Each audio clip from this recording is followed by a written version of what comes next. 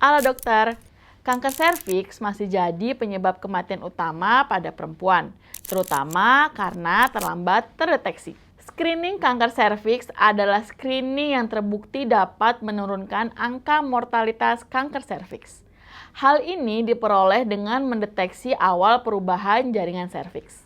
Namun, screening kanker serviks masih terbatas oleh beberapa faktor. Yang pertama, ketakutan, invasif, memalukan, dan stigma atau tabu terkait kesehatan seksual. Yang kedua, akses yang terbatas, berupa dokter yang terlatih, harganya, geografi, dan waktu. Yang ketiga, pengetahuan. Ada miskonsepsi atau kurangnya pengetahuan tentang tes, penyakit yang dapat dicegah, dan prognosis penyakit.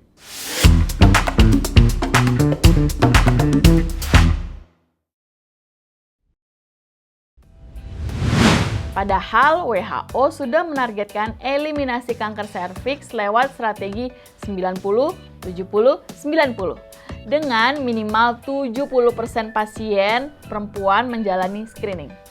Masalahnya, banyak pasien tidak datang screening karena malu, takut, trauma pemeriksaan, atau akses layanan yang terbatas. Disinilah self-collected HPV test jadi game changer. Pasien mengambil sampel sendiri dari vagina menggunakan swab khusus di rumah, lalu dikirim ke laboratorium. Metode ini bukan hal baru dan sekarang didukung bukti ilmiah yang kuat. Ada beberapa jenis screening kanker serviks yang bisa dilakukan di rumah dengan cara kerja yang sebenarnya sederhana. Yang paling sering digunakan adalah swab atau brush khusus. Pasien cukup memasukkan swab ke dalam vagina, memutarnya beberapa kali untuk mengambil sel epitel, lalu memasukkannya ke dalam tabung yang sudah disediakan.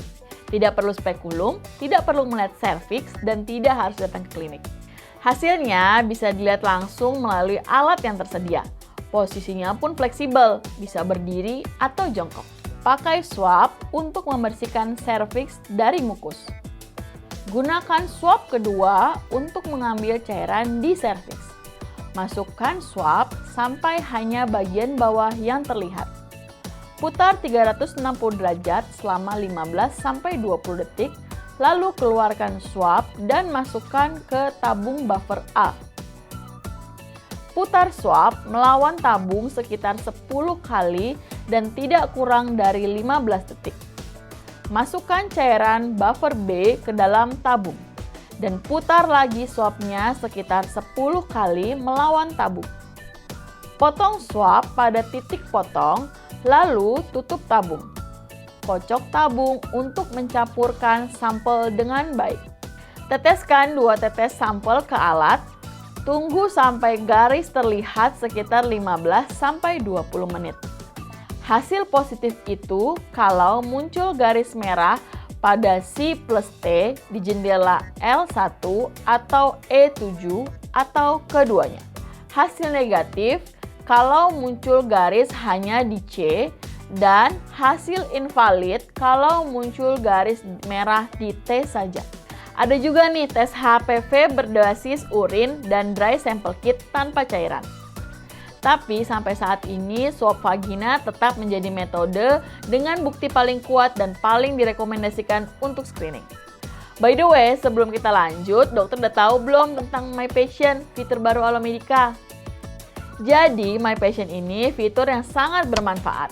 Melalui My Patient, dokter dapat mengirimkan resep obat kepada pasien secara mudah dan aman, meskipun dalam jarak jauh, dan kemudian obat akan dikirimkan langsung ke alamat tujuan pasien.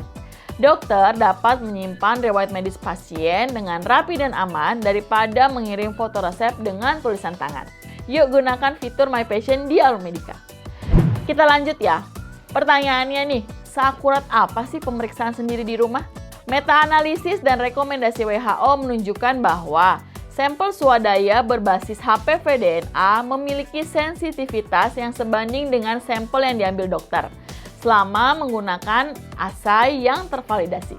Studi besar seperti Prestige membuktikan kirim kit ke rumah, angka screening bisa naik 2-3 kali lipat. terutama pada perempuan yang sebelumnya tidak pernah atau jarang screening. Tapi ingat, screening di rumah bukan pengganti pemeriksaan klinik. Ini adalah strategi untuk meningkatkan cakupan. Hasil positif tetap perlu tindak lanjut dengan sitologi atau kolposkopi. Dengan sistem follow-up yang baik, screening kanker serviks di rumah bisa jadi game changer dalam deteksi dini dan upaya eliminasi kanker serviks. Keberhasilan penerapan screening kanker serviks di rumah mencakup 3 hal.